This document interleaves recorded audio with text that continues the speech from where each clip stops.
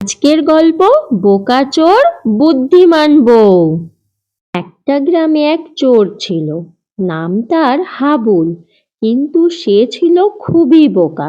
গ্রামের লোকজন বলতো, এই চোর যদি চুরি করে তাহলে ধরা পড়বে নিশ্চিত।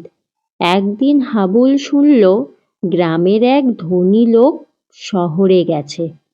বাড়িতে শুধু তার বউ একা আছে। হাবুল ভাবল, এই তো সুযোগ, আজ বড় চুরি করব। রাত গভীর হলো। সে চুপি চুপি বাড়িতে ঢুকলো, কিন্তু ঢুকেই দেখে ঘরের আলো জ্বলছে আর সেই বউ শান্তভাবে বসে আছে। হাবুল একটু ভয় পেলেও সাহস করে বলল, এই শোনো, চুপচাপ যা আছে বের করো।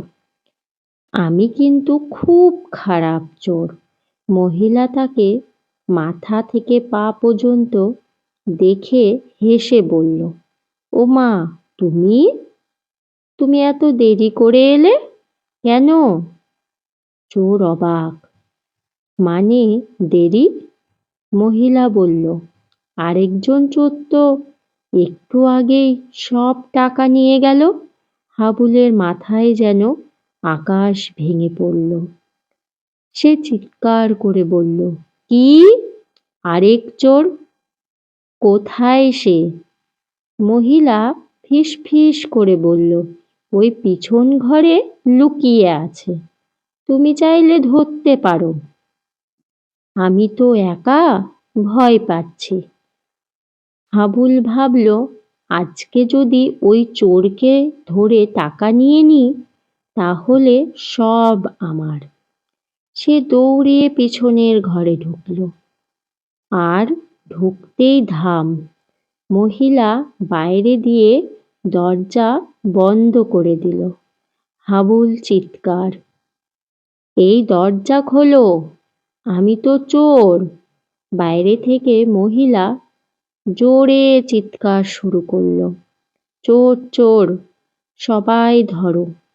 কিছুক্ষণের মধ্যেই গ্রামের লোকজন লাঠি নিয়ে চলে এলো।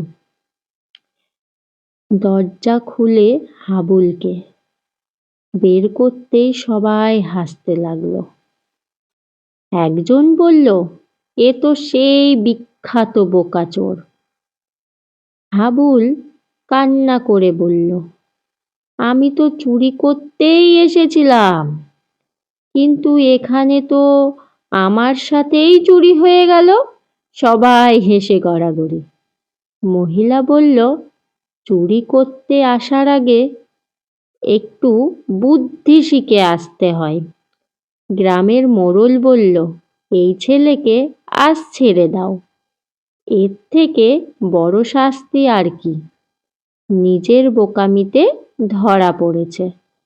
হাবুল লজ্জায় মাথা নিচু করে বলল, আমি আর কখনো চুরি করব না। বন্ধুরা, তোমাদের এই চোরের গল্পটা কেমন লাগলো অবশ্যই আমাকে কমেন্ট করবে। আর যদি ভালো লাগে ভিডিওতে একটা লাইক করে দিও। চ্যানেলে নতুন হলে অবশ্যই চ্যানেলটা সাবস্ক্রাইব করে দিও।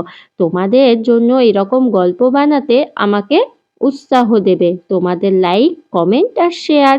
পারলে সবাই একটু আমাকে সাপোর্ট করো।